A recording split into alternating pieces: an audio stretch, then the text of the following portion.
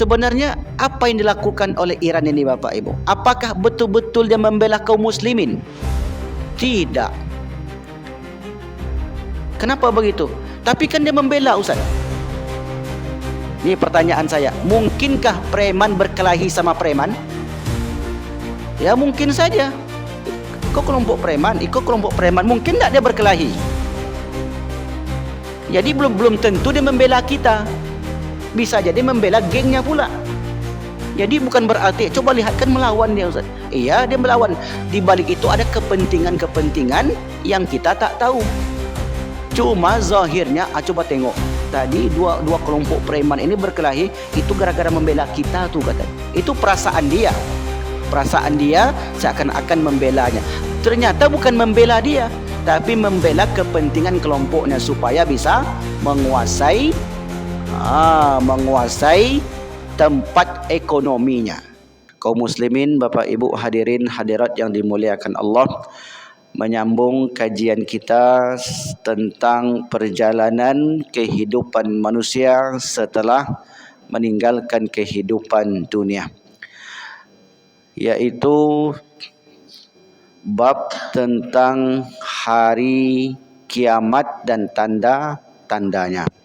Hari kiamat dan tanda-tandanya. Kita ulang kembali, kenapa bab hari kiamat dan tanda-tandanya ini masuk dalam pembahasan perjalanan hidup setelah kematian? Karena seseorang manusia alam semesta ini tidak akan berakhir menuju kehidupan akhirat sebelum terjadi hari kiamat. Hari kiamat itu ditandai dengan tanda-tanda atau fenomena-fenomena yang terjadi.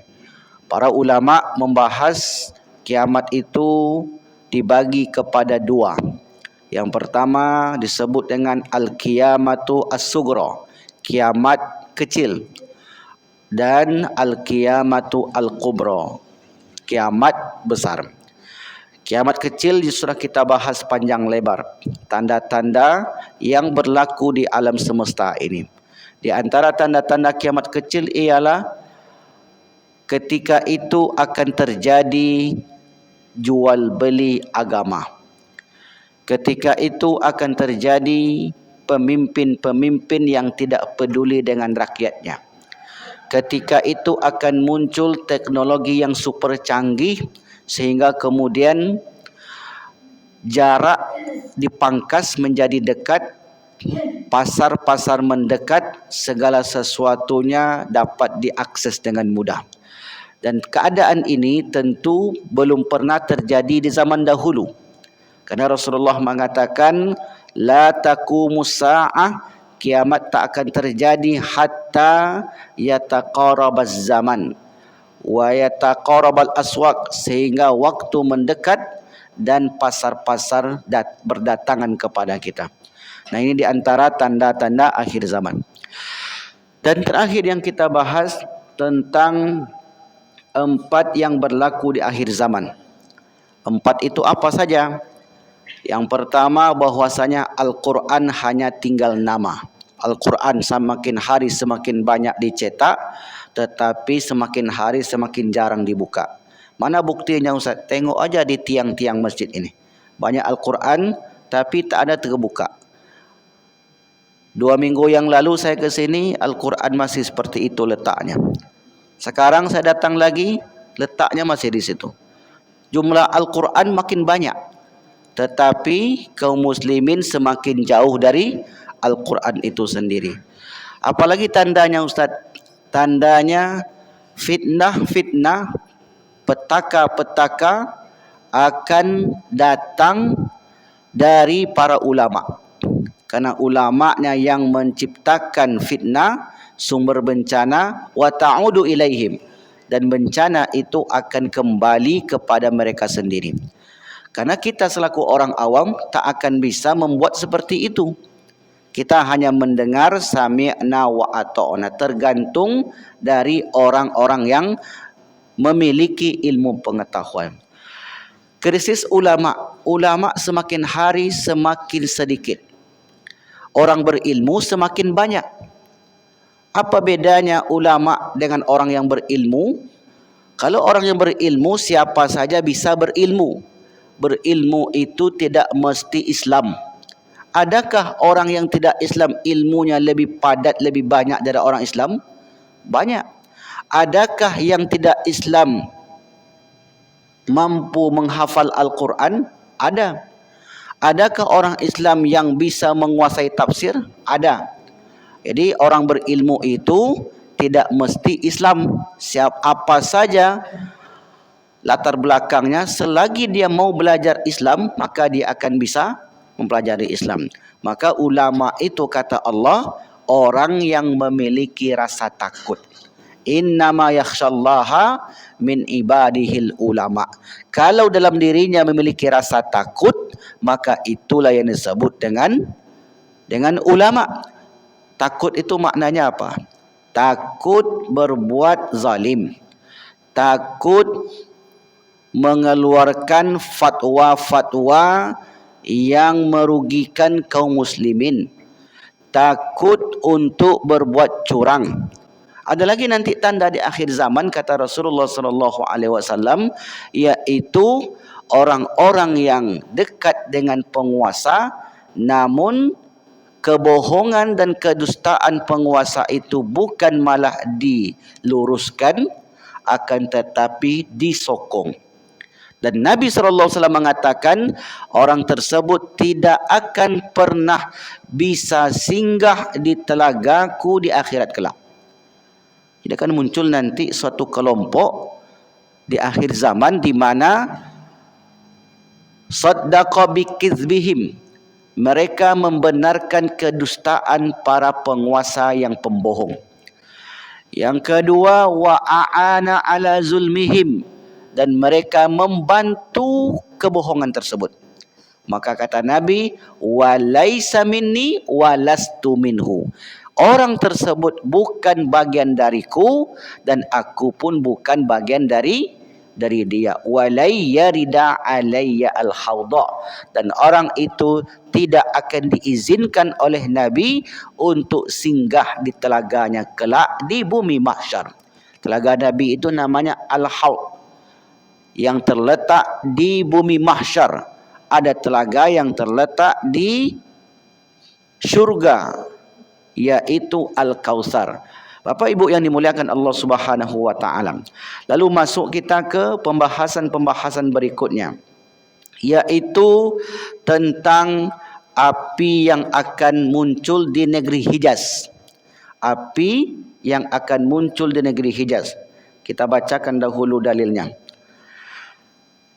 An Abi Hurairah radhiyallahu an, ani Rasulullah sallallahu alaihi wasallam, Rasul bersabda, la taqumus saah, tidak akan terjadi hari kiamat, hatta takhruja narun, sehingga api keluar, min ardil Hijaz, dari bumi Hijaz, tudi'u a'naqal ibli bi Busra, saking besarnya api itu sehingga mampu menerangi leher-leher unta yang berada di Basrah. Hijaz itu di mana Bapak Ibu? Hijaz itu di mana? Hijaz itu kalau sekarang Saudi Arabia dan sekitarnya, itu Hijaz. Kalau dulu belum ada Saudi Arabia, disebut negeri Hijaz. Ulama Hijaz. Ulama Hijaz itu yaitu terbentang di padang Sahara selain bumi Syam. Ada Syam, ada Yaman, ada Hijaz. Kalau Yaman jelas, Yaman itu ada Yaman Selatan, ada Yaman Utara hari ini. Kalau Syam itu 4 negara. Yang pertama Yordania, yang kedua Palestina, yang ketiga Syria, yang keempat Lebanon. Itu dahulu namanya Syam.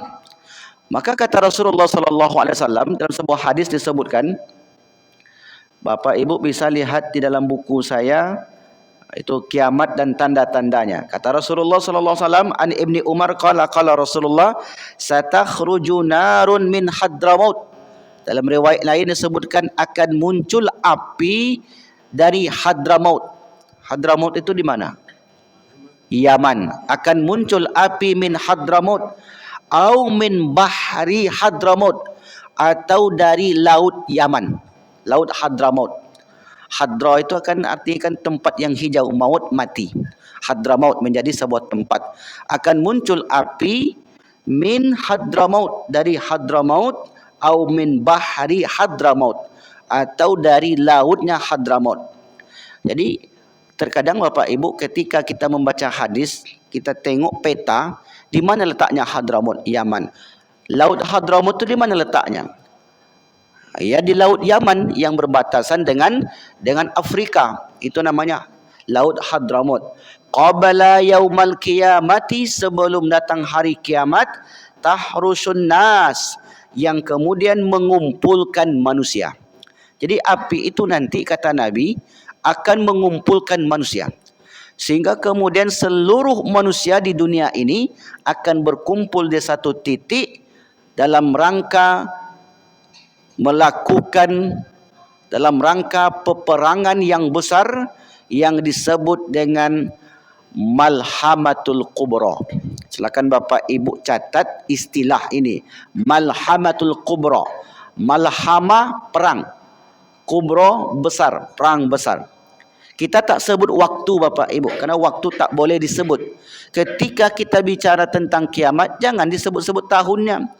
Tahun 2022 kiamat terjadi. Tahun 2025 kiamat terjadi. Kalau ada orang yang menyebutkan tahun kiamat terjadi, maka dustakan ucapannya itu. Tak boleh.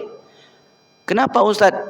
Kalau seandainya nanti tak terjadi kiamat tahun 2025, berarti kiamat diundur. 2027. Datang lagi dia berceramah, kiamat akan terjadi 2027. Sampai 2027. Belum juga terjadi kiamat, berarti kiamat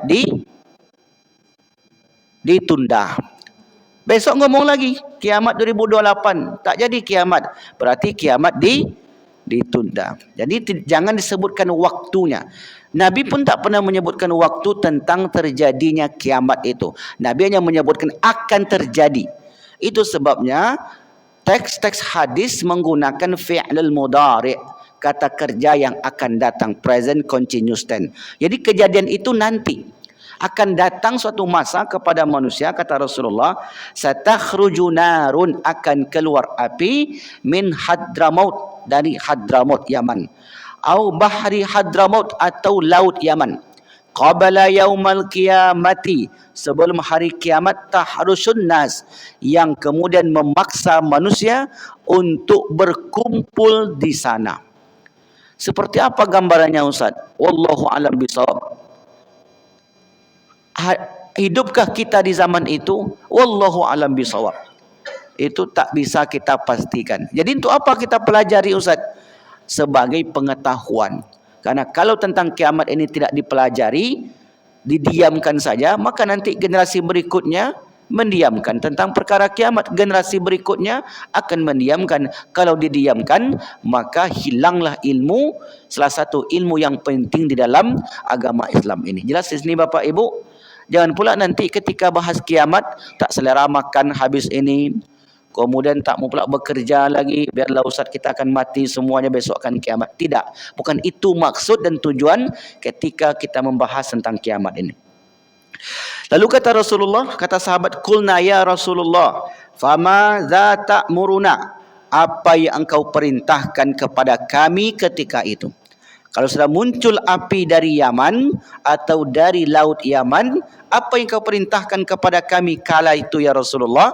Maka Rasul katakan, alaikum bisyam, hendaklah kalian mendatangi bumi Syam. Bumi Syam tadi ada berapa negara? 4 negara. Masya Allah, luar biasa tawaduknya apa-apa ni. Kepalanya ke bawah semua. Ini luar biasa ni. Insya Allah fokus mendengarkan pengajian. Ada berapa tadi Pak? Alhamdulillah 4. Yang pertama Lebanon, yang kedua Syria, yang ketiga Palestina, yang keempat Yordania. Makanya hari ini kalau terjadi peperangan, pastilah negara-negara ini yang selalu terlibat. Karena Nabi memang katakan alaikum bisyam. Kalau terjadi perang ketika itu, hendak kalian mendatangi bumi Syam. Bumi Syam itu 4 tadi itulah hari ini. Nah, kembali kepada hadis yang tadi. Karena ketika kita memahami hadis tentang akhir zaman, kita harus adu dengan hadis-hadis yang lain. Tak bisa satu hadis ambil kesimpulan, tidak bisa. Jadi mesti didudukkan beberapa hadis lalu kita ambil nanti kesimpulan sesuai pemahaman kita.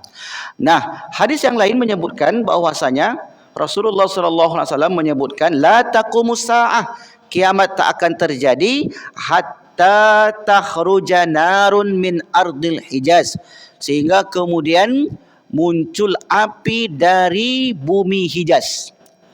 Nah, Hijaz yang dimaksud di sini adalah Saudi Arabia. Itulah sekarang yang kita kenal negeri Hijaz, Saudi Arabia. Ada ulama seperti Imam Ibnu Hajar Al-Asqalani, Imam An-Nawawi menjelaskan hadis ini bahwasanya dahulu, ini pendapat beliau, dahulu api ini sudah pernah muncul tahun 654 Hijriah. Ini pendapat Imam Nawawi. Dulu api itu sudah pernah muncul, kata beliau. Lalu kemudian api itu sangat terang sekali, sehingga kemudian saking terangnya terlihat dari jarak yang sangat jauh. Itu yang dikatakan oleh Imam Nawawi. Tapi kemudian hadis ini tentu pemahaman itu tentu dibantah oleh ulama yang lain. Kata ulama yang lain, belum terjadi, itu api yang lain. Bahwasanya api yang terjadi di zaman itu tahun 654 Hijriah itu bukanlah api yang dimaksudkan oleh Nabi Muhammad SAW. Dalam hal ini Bapak Ibu yang dimuliakan Allah, para ulama terjadi silang pendapat. Itu hal yang biasa. Selama tidak menyebutkan inilah tandanya, ini pasti terjadi, yang sudah berlaku sekarang itu dimaksud oleh Nabi. Ulama tidak pernah mengatakan itu. Kemungkinan, menggunakan kata kemungkinan. Itulah kemungkinan dahulu. Tapi kata ulama yang lain tidak. Itu belum dimaksud dengan tanda akhir zaman disebutkan oleh Rasulullah SAW. Ada pula hari ini yang mengatakan bahwasanya nanti memang akan muncul api besar dari Yaman, dari Hijaz. Kenapa begitu? Nah, disebutkan dalam hadis yang lain. Kata Rasulullah SAW, "U'dud sittan baina yaday sa'ah." Hitunglah oleh kalian 6 tanda sebelum datangnya hari kiamat. Nah, 6 tanda itu mauti, kata Nabi, kematianku.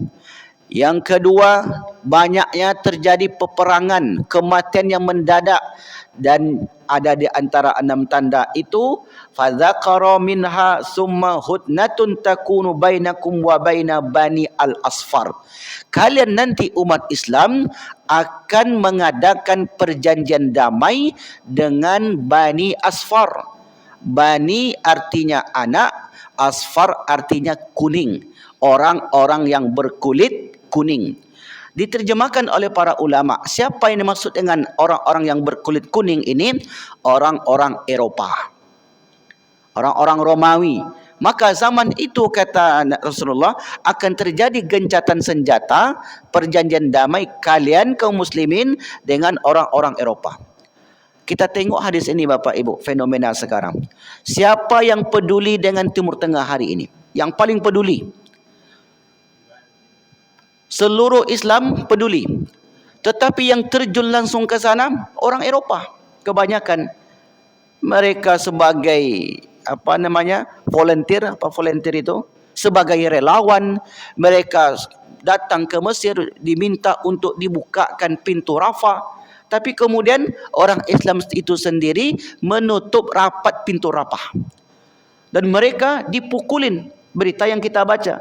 Saya selalu mengikuti berita di Al Jazeera bahwasanya dokter-dokter ataupun kelompok humanisme yang peduli dengan kemanusiaan, mereka mendatangi Rafah agar dibuka pintu masuk ke dalam Rafah tersebut dari Mesir ke negeri yang sedang terjadi konflik. Maka Bapak Ibu yang dimuliakan Allah Subhanahu Wa Taala, orang Islam Indonesia juga ada. Tetapi orang Eropah itu di mana-mana hari ini mengadakan protes. Mereka protes ke presiden-presiden mereka agar dihentikan. Nah, jadi pemahaman boleh kita ambil bahwasanya orang-orang Islam dan orang-orang Eropah ketika itu akan terjadi sulhun, kata Nabi. Satu salihuna ruma sulhan aminan. Kalian akan mengadakan suluh, akan mengadakan perjanjian baik antara kalian dengan orang-orang Romawi. Orang Romawi berarti orang Roma yang ketika itu sangat-sangat peduli dengan umat Islam. Kalau kita tengok hari ini Bapak Ibu, orang Arab Islam itu sendiri tak peduli dengan orang Islam. Mesir, Yordania, kemudian negeri-negeri yang dekat di sana, mereka seakan-akan menutup mata. Sementara orang jauh, mereka berdatangan ke negeri tersebut. Nah, ini bisa jadi makna demikian. Karena memang kalau kita tengok hadis Nabi SAW, kata Rasulullah, satu solihunar ruma sulhan aminan. Akan terjadi suluh berdamai dengan bangsa Romawi dengan perjanjian yang aman. Tapi kemudian perjanjian itu tidak berjalan lama. Perjanjian itu akan terjadi peperangan sesudah itu. Summa tagzuna antum wa hum udwan min waraihim fatansuruna wa taghnamuna wa taslamun. Kemudian kalian bersama mereka akan memerangi musuh dari belakang mereka. Jadi nanti ketika mereka berperang dengan musuhnya, kalau musuh ini kita lihat pasti Yahudi. Karena yang membuat kacau dunia tidak lain kecuali Yahudi. Yahudilah yang membuat kacau dunia hari ini. Lalu kemudian mereka juga akan diperang nanti. Kenapa kalian bela dia? Itulah bahasa diplomatisnya. Kenapa kalian bela dia? Kenapa kalian tolong dia? Maka akhirnya kemudian mereka pun berperang. Umat Islam ketika itu pun ikut membantu. Hatta tanzilu bimarji zitulul fayarfa'u rajulun minar rumi saliba fayaqul ghalaba salib fayaghdabu rajulun minal muslimin fayadukkuhu fa inda dhalika taqdir rumu wa tajma'u lil malhamah.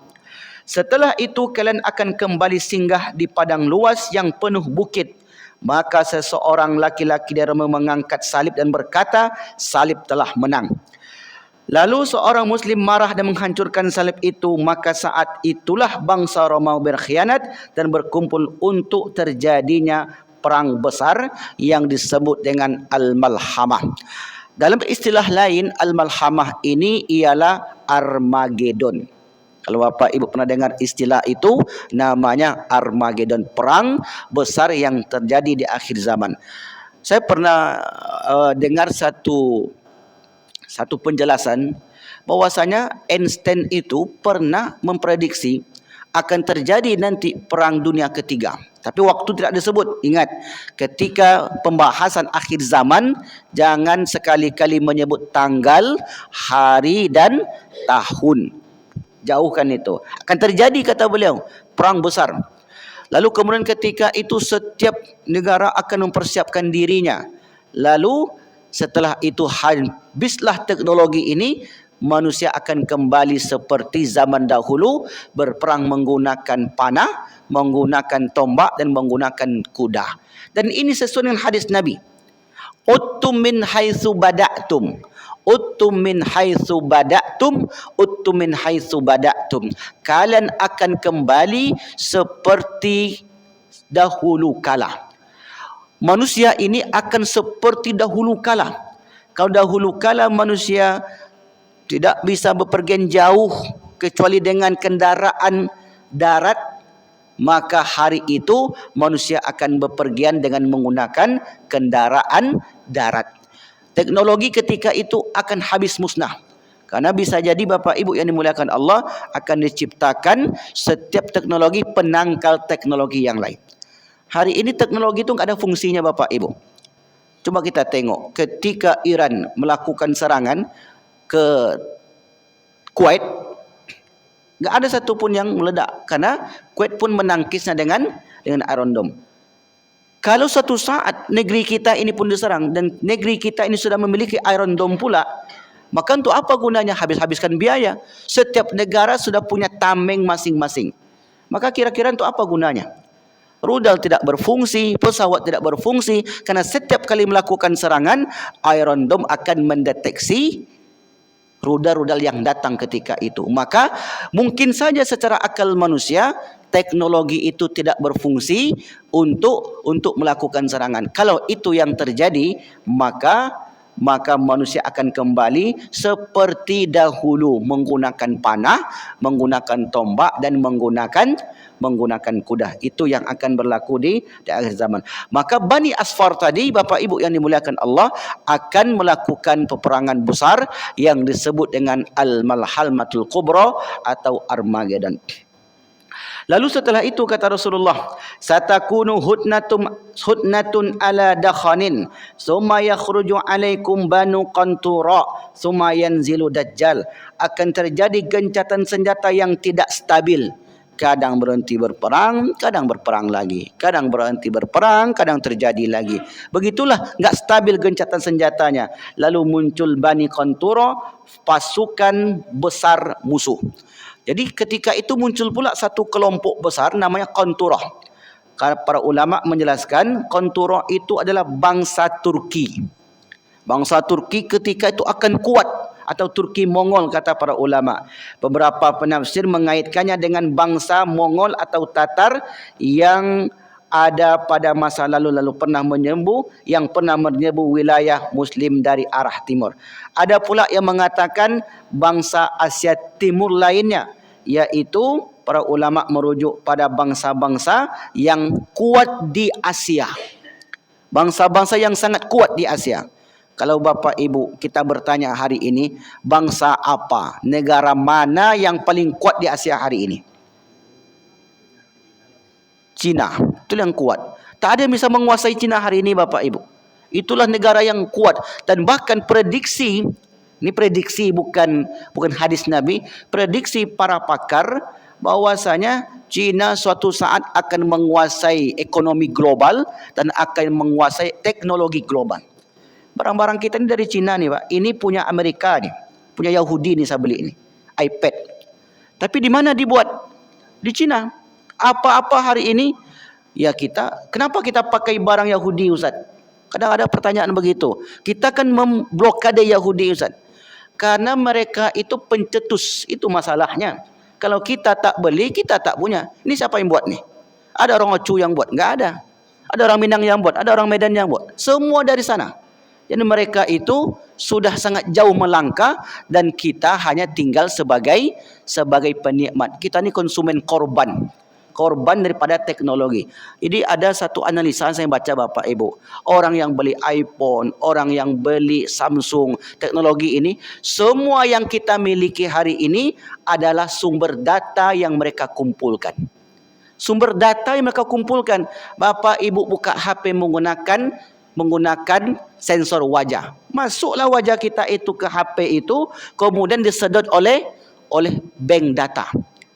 Semua seperti itu. Apapun hari ini data-data yang kita masukkan, foto kah dia, suara kah dia, video kah dia, tidak akan pernah hilang Bapak Ibu. Suara saya ini, foto saya, video saya hari ini, kalau dibuka 1000 tahun yang akan datang, jika bumi ini masih ada, akan ada. Sebab sudah diciptakan satu alat bank data yang menyedot semua data manusia. Sehingga ketika itu tidak ada yang tersembunyi dari manusia, di mana orang ini berada.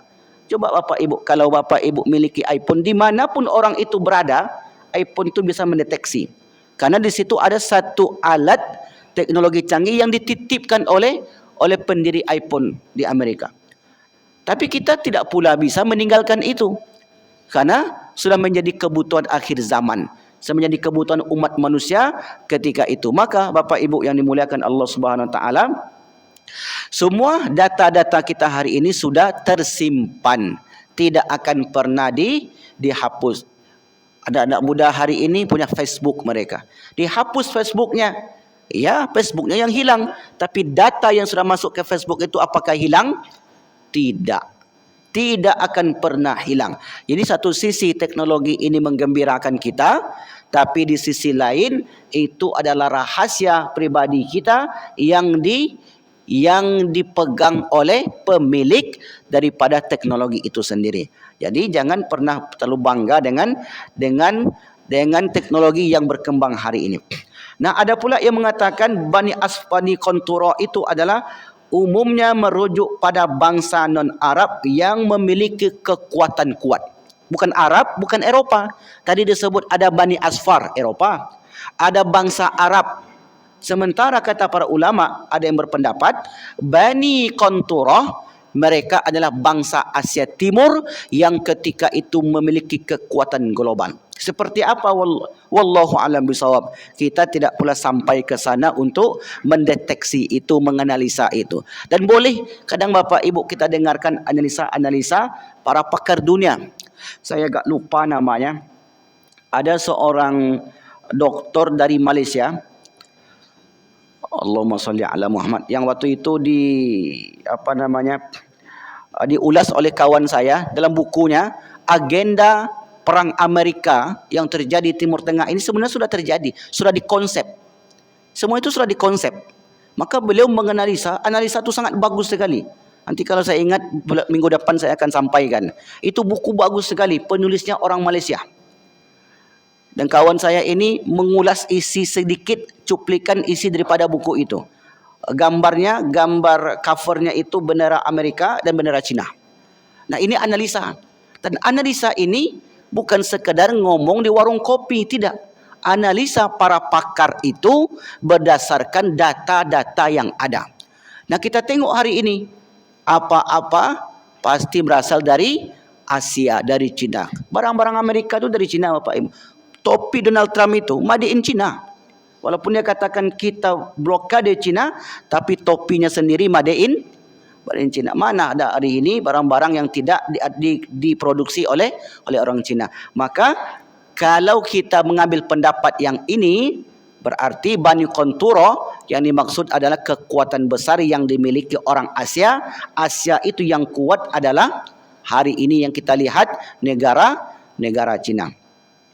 Lalu kemudian Bapak Ibu yang dimuliakan Allah Subhanahu wa taala, kembali kepada hadis yang tadi, la taqumus saah, kiamat tak akan terjadi hatta takhruja narun min ardil Hijaz, sehingga kemudian api yang keluar dari negeri Hijaz tudi'u a'naqal ibli bi Busra, yang dapat menyinari leher-leher unta sampai ke Basrah.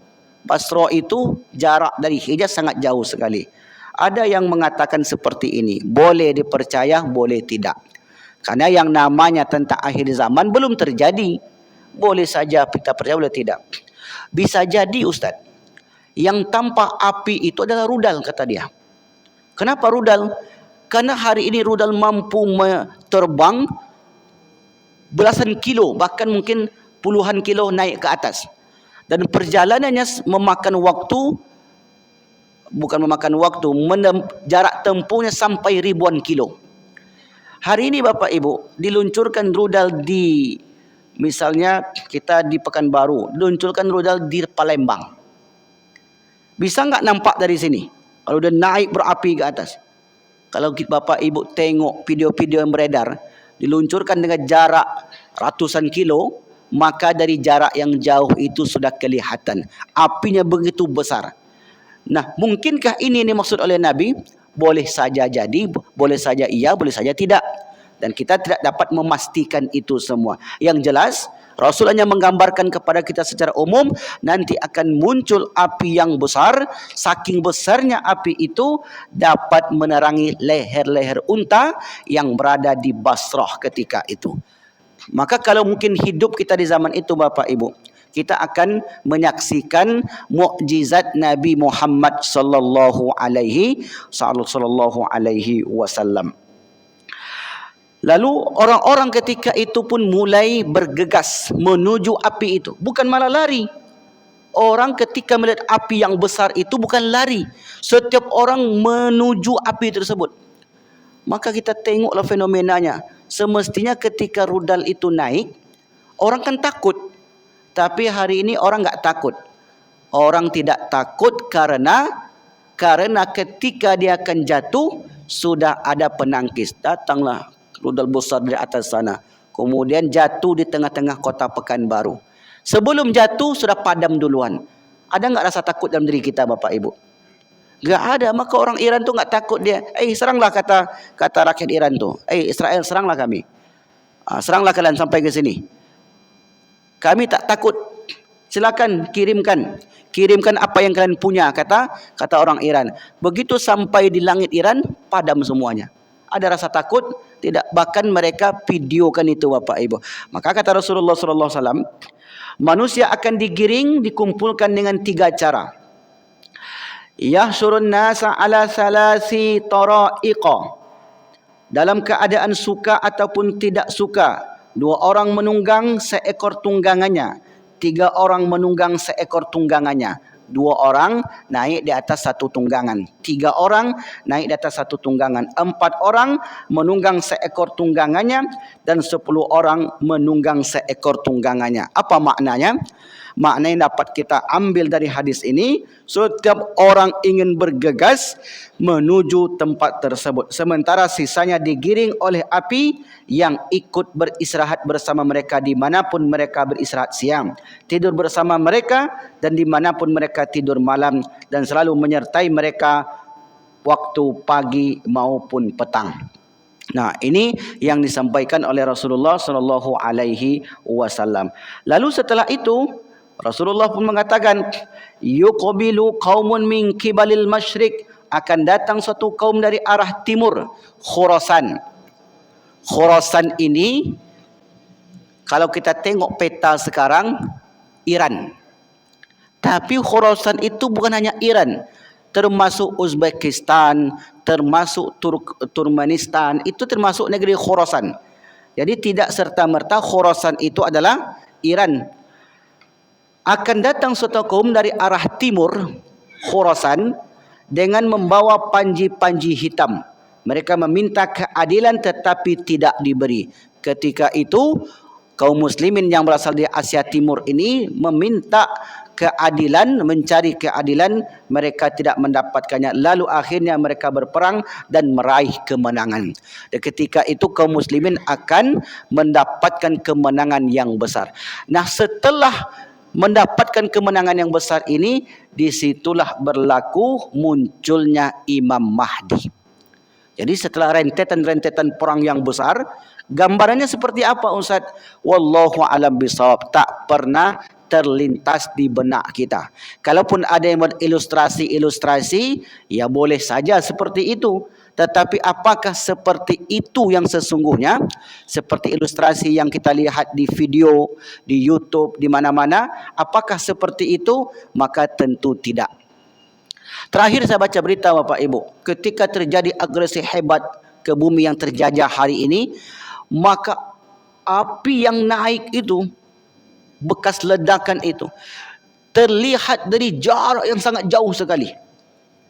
Jadi negeri terjajah hari ini, kaum-kaum sahabat kita dari Palestina, ketika mereka dijatuhkan bom, dan itu api terlihat dari jarak yang sangat jauh, saking tingginya, dan setiap hari selalu ada korban nyawa. Jangan anggap sudah selesai perang, tidak. Setiap hari sampai hari ini, kalau Bapak buka, ibu buka Al Jazeera berbahasa Arab ataupun berbahasa Inggris, maka akan terlihat. Nah, mungkinkah ya perang ini menyulut kemarahan dunia sampai hari ini? Kenapa tidak? Hari ini setiap orang beriman maupun tidak beriman mengutuk terjadinya agresi tersebut. Siapapun hari ini, muslim maupun tidak muslim, maka mengutuk dengan terjadinya agresi tersebut. Nah, disitulah ketika semakin hari keadaan kaum muslimin semakin sulit, muncullah di sana yang disebut dengan Imam Mahdi. Begitulah yang disebutkan oleh Rasulullah sallallahu alaihi wasallam. Baik, Bapak Ibu yang dimuliakan Allah Subhanahu wa taala. Kita tengok tentang hadis. Ada yang bertanya, silakan. Alhamdulillah enggak ada yang bertanya.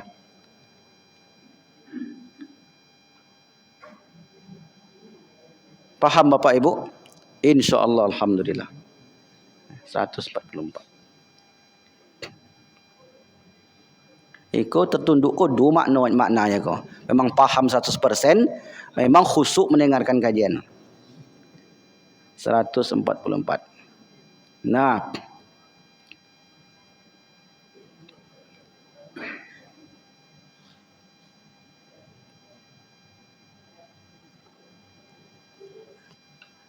negeri Arab akan menghijau dan dipenuhi anak sungai.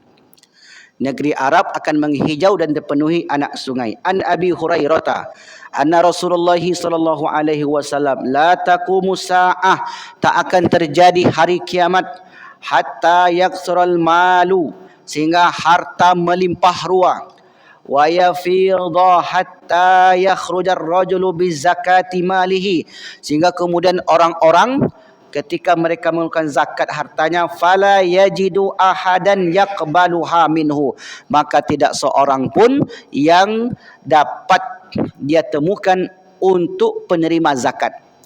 Saat itu kehidupan sudah sangat baik. Tidak ada orang miskin, tidak ada orang susah. Sebelum kiamat itu terjadi, maka keadaan manusia sejahtera. Saat seseorang membayarkan zakatnya, dia tidak menemukan ada orang yang berhak menerima zakat. Fala yajidu ahadan yakbaluha minhu wa hatta ta'uda ardul arabi murujan wa anharan, dan sehingga tanah Arab menjadi subur makmur kembali dengan padang-padang rumput dan sungai-sungai. Jadi negeri-negeri Arab akan dialiri dengan sungai-sungai. Ada yang memahami yang muncul itu betul-betul sungai. Tapi ada pula yang memahami yang muncul itu bukan sungai, tetapi kehidupan yang layak, kehidupan yang sejahtera. Karena sungai ini kan lambang daripada kesejahteraan. Orang yang tinggal di tepi sungai, maka hidupnya sejahtera.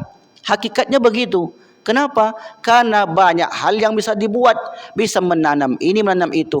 Makanya orang-orang dahulu itu kalau mencari tempat tinggal, mesti di situ ada sungai atau aliran air. Supaya apa? Supaya mereka bisa hidup dengan baik.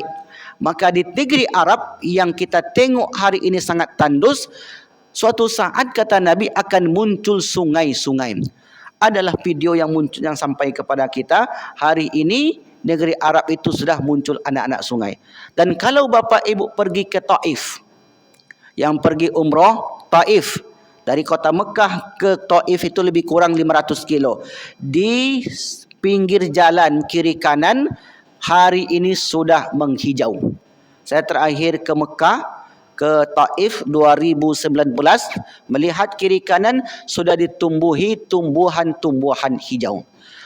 Mungkin saja Bapak Ibu ketika itu tak pernah terpikir hadis Nabi ini. Mungkinkah tumbuh tumbuhan di tengah padang Sahara yang tandus? Maka kala itu akal tidak bisa mencernanya. Mustahil. Tak akan mungkin tumbuh-tumbuhan yang tidak ada hujan, tidak ada air di gunung-gunung yang dipenuhi dengan bebatuan. Tapi ternyata seperti itulah. Dan hari ini ada teknologi dari Cina. Dari Cina ada teknologi yang bisa menumbuhkan tumbuh-tumbuhan di gurun-gurun. Ini bisa mereka buat gurun itu yang awalnya padang Sahara menjadi hijau. Dan suatu saat sangat mungkin sekali seluruh negeri Arab berkat teknologi yang ada akan menjadi hijau. Lalu setelah itu Bapak Ibu yang dimuliakan Allah, muncullah khilafah di akhir zaman. Inilah puncaknya, muncul khilafah di akhir zaman. An-Nu'man bin Bashir qala kunna qu'udan fil masjid ma'a Rasulillah sallallahu alaihi wasallam. Kami duduk-duduk bersama Rasulullah di masjid. Lalu kemudian ada orang yang berkata, wa ana ahfazu khutbatahu.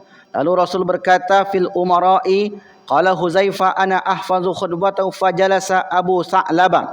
Lalu kemudian Rasulullah SAW bersabda, Qala Rasulullah takunun nubuwatu fikum masya-Allah, akan terjadi kenabian nubuwah di tengah kalian sesuai kehendak Allah.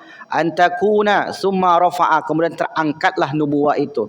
Idza syaa yarfa'a summa takunu khilafatun ala minhajin nubuwah. Kemudian akan muncul khilafah sesuai minhajnya, jalannya nubuwah. Fatakunu masya-Allah, maka itu pun terjadi sesuai ketetapan Allah Subhanahu wa taala. Maka terakhir, ya, setelah itu muncullah takunu mulkan jabbariyatan, muncullah pemimpin-pemimpin jabbariyah, pemimpin-pemimpin kejam. Lalu hilang pula pemimpin kejam ini. Summa yarfa'uha summa takunu khilafatun ala minhajin nubuwah. Setelah itu akan muncul sistem khilafah sesuai menurut Nabi Muhammad sallallahu alaihi wasallam. Sampailah di masa itu. Lalu kemudian kata Rasulullah sallallahu alaihi wasallam, ya ibna Khawalah, wa ibna Khawalah, idza ra'aital khilafata, apabila engkau melihat khilafah ketika itu, qad nazalat ardal muqaddasa, yang turun di bumi yang disucikan Palestina. Maka di sana nanti munculnya khilafah terakhir. Kapan itu terjadi? Wallahu alam bisawab. Idza ra'aita, apabila engkau melihatnya, faqad danat zalazilu wal balailu wal umurul izam, maka ketika itu akan terjadi huru-hara besar seperti goncangan bumi yang dahsyat. Wasaatu yauma izin aqrabu minan nasi baina hadhimir ra'sika, maka ketika itu kiamat sudah sangat dekat. Qala Abu Dawud Ibnu Hawalah Hamisi, begitulah yang dikatakan oleh Abdullah bin Hiwala, yaitu seorang Himis. Syekh Ismail Muqaddam berkata, berdasarkan dalil-dalil kuat bahwa khilafah akan tegak sebelum kemunculan laki-laki saleh, di mana ia akan mengembalikan orang-orang Islam ke Baitul Maqdis dari tangan-tangan Yahudi. Inilah puncak daripada perjalanan manusia di dunia sebelum terjadi kiamat besar. Jadi umat Islam akan berjaya menduduki Baitul Maqdis yang terjajah ini. Sampai kapan ini Bapak Ibu? Wallahu alam bisawab. Kita tidak pernah tahu dan tidak diberitahu. Nabi pun tidak mengetahui. Yang jelas fenomena tanda-tanda kiamat kecil itu puncaknya adalah perperangan orang Islam dengan orang Yahudi yang terjadi di Palestina. Wallahu a'lam bishawab. Maka mungkin ini yang dapat kami sampaikan, mudah-mudahan bermanfaat. InsyaAllah akan kita jelaskan setelah ini Imam Mahdi. Siapa Imam Mahdi? Apakah Imam Mahdi itu sudah muncul atau tidak? Bagaimana ciri-cirinya? Karena hari ini banyak sekali yang mengaku Imam Mahdi. Imam Mahdi dari Bangkinang ada yang mengaku. Padahal Imam Mahdi itu orang Arab asli. Ciri fisiknya berbadan besar, kemudian dadanya bidang, mohon maaf tidak buncit. Ini mengaku orang Ocu, Imam Mahdi, perutnya buncit. Ini sudah salah. Dan ada seorang jamaah saya datang ke saya ketika itu, setelah 2 tahun saya menjelaskan tentang tanda kiamat besar. Kata dia, Ustadz mau selamat atau tidak? Tentu saya bilang, kalau Ustadz mau selamat, berbaiatlah dengan saya. Kenapa begitu Ibu? Karena saya ini tim sesnya Imam Mahdi, Ansarul Mahdi. Dia bilang begitu, helper Mahdi. Saya pun berpikir keras sesudah itu Bapak Ibu. Ini sudah 2 tahun menjelaskan tentang tanda kiamat. Hasil dari belajar itu ternyata ingin membaiat saya menjadi pengikut dia. Habis itu datang lagi saya ke masjid tersebut. Entah apa ceritanya sekarang, wallahu a'lam bishawab. Bisa jadi, ini bisa jadi. Bisa jadi ketika saya jelaskan, ibu itu ngobrol. Bisa jadi begitu. Jadi ibu-ibu yang ngobrol di belakang, bisa jadi nanti pemahaman seperti itu. 2 tahun saya jelaskan tentang Imam Mahdi, akhir zaman, sesudah itu diajak pula untuk berbaiat. Na'udzubillah. Bapak-bapak jangan sampai seperti itu, Pak. Tapi bisa jadi pemahaman itu salah, karena ketika saya jelaskan, disitulah tidur sedap.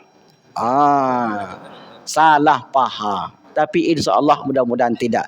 Karena guru kita di sini banyak, bukan saya sendiri. Insya-Allah bisa tercover. Intinya apa Bapak Ibu? Imam Mahdi itu akan muncul setelah rentetan-rentetan tadi. Jadi kalau ada orang bertanya kapan munculnya Ustaz? Wallahu a'lam bisawab. Tanggal berapa, tahun berapa, umur berapa? Wallahu a'lam bisawab.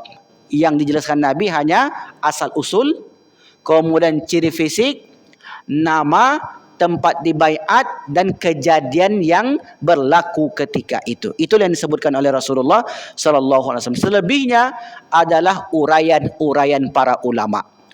Nah, jelas di sini Bapak Ibu. Baik. Saya kira cukup. Kita akan masuk di pembahasan tanda-tanda kiamat besar. Kesimpulannya apa? Kesimpulannya, tanda-tanda kiamat kecil ini akan terus terjadi. Satu persatu akan berlaku di dunia ini. Lalu setelah tanda-tanda kiamat kecil ini sudah berlaku satu persatu, maka diakhiri dengan munculnya malhamatul kubra, perang besar. Yang ketika itu perang antara kaum muslimin dengan Yahudi. Pasti Yahudi. Kenapa Yahudi? Karena Yahudi yang merusak dunia. Lalu setelah itu baru kemudian umat Islam dipimpin oleh seorang pemimpin yang bernama Mahdi. Secara bahasa bermakna diberi petunjuk. Itu Mahdi itu artinya. Siapa namanya? Dari mana asalnya? Seperti apa wajahnya? Postur tubuhnya seperti apa? Tunggu episode yang akan datang. Jadi kalau bapak tak hadir, ibu tak datang, maka itulah ciri-ciri pengikut tim ses Imam Mahdi tadi. Tengoklah nanti setelah ini. Wallahu a'lam bishawab. Baik, tidak ada pertanyaan. Ada pertanyaan? Insyaallah tidak ada. Karena bingung juga misalnya. Ada pertanyaan. 5 menit lagi. Dah habis waktunya. Ada yang bertanya, silakan. Kalau saya tambah lagi tak cocok deh. Nah. Ada pertanyaan dari tim kameramen. Mana tahu ada pertanyaan untuk mengisi waktu 5 menit. Ya, misalnya begini. Apakah perang antara Yaman dengan Amerika itu tanda akhir zaman? Ya. Kalau iya, adakah dalilnya? Karena mesti membahas akhir zaman itu dengan dalil. Kalau ada dalil yang mengarah ke situ atau yang mengisyaratkan saja, boleh kita pegang. Tapi kalau mencocok-cocokkan, itu tidak bisa. Apalagi sepertinya sekarang setelah Amerika menjatuhkan bom booster ke nuklirnya Iran, nanti Iran akan membalas. Kan itu analisa orang dahulu. Munculnya ustaz-ustaz yang berbicara seperti itu. Rupanya sekarang sudah damai. Makanya sebenarnya apa yang dilakukan oleh Iran ini Bapak Ibu? Apakah betul-betul dia membela kaum muslimin? Tidak. Kenapa begitu? Tapi kan dia membela Ustaz. Ini pertanyaan saya. Mungkinkah preman berkelahi sama preman? Ya mungkin saja. Kau kelompok preman, ikut kelompok preman. Mungkin tak dia berkelahi. Jadi belum tentu dia membela kita. Bisa jadi membela gengnya pula. Jadi bukan berarti, coba lihat kan melawan dia Ustaz. Iya dia melawan. Di balik itu ada kepentingan-kepentingan yang kita tak tahu. Cuma zahirnya, coba tengok. Tadi dua kelompok preman ini berkelahi, itu gara-gara membela kita tuh kata. Itu perasaan dia. Perasaan dia seakan-akan membelanya. Ternyata bukan membela dia, tapi membela kepentingan kelompoknya supaya bisa menguasai tempat ekonominya. Orang yang berkelahi itu banyak motif Bapak Ibu. Orang berkelahi itu motifnya bukan berarti membela saja, tetapi motifnya juga mempertahankan eksistensinya di tengah masyarakat. Siapa contohnya? Preman yang di Jakarta. Mereka berkelahi. Apakah berkelahinya itu karena membela kaum muslimin atau tetangganya? Belum tentu. Tapi hari ini apakah Israel dengan Iran berperang? Ya. Faktanya begitu. Tapi apakah mereka membela saudara kita di Palestina? Tunggu dulu. Jangan terlalu terburu-buru untuk memutuskan, untuk menyimpulkan hal demikian. Besok terjadi mereka ternyata ada bersama. Oh ya, salah yang kemarinnya. Maka kita tidak bisa jadi. Itulah yang kita katakan. Mungkin saja. Tapi kalau kita pastikan pasti, itu susah Bapak Ibu, karena tidak ada dalil dari Al-Quran dan hadis Nabi Sallallahu Alaihi Wasallam. Maka oleh karenanya, kalau banyak para analisis yang menjelaskan demikian, boleh kita pegang tapi jangan meyakini sepenuhnya. Mungkin itulah yang dapat kami sampaikan. Mudah-mudahan apa yang kita jelaskan pada pagi yang berbahagia ini menambah wawasan. Kalau untuk ikut perang tak mungkin kita Bapak Ibu. Untuk naik tangga tu je nanti tersakit pinggang. Apalagi untuk pergi ke Palestina sana. Kita berdoa saja. Mudah-mudahan apa yang terjadi hari ini dapat menolong saudara-saudara kita yang berada di negeri terjajah tersebut. Subhanakallahumma bihamdika asyhadu an la ilaha illa anta astaghfiruka wa atubu ilaik. Wassalamualaikum warahmatullahi wabarakatuh.